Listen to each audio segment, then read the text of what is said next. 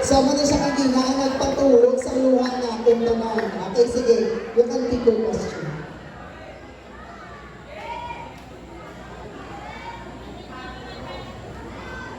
Okay, this is your question. How would your greatest strength make you an effective title holder? Again, how would your greatest strength make you an effective title holder? My greatest strength is being determined and helpful to others. As a title holder, I would use that to inspire people, organize projects to help the community, and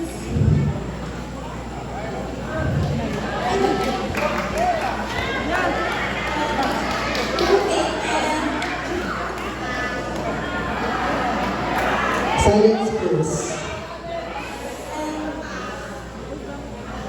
my greatest strength is being determined and helpful to others. As a title holder, I would use this to inspire people, organize projects to help the community to show an example of dedication and integrity. And I thank you. Okay, thank you so much, candidate number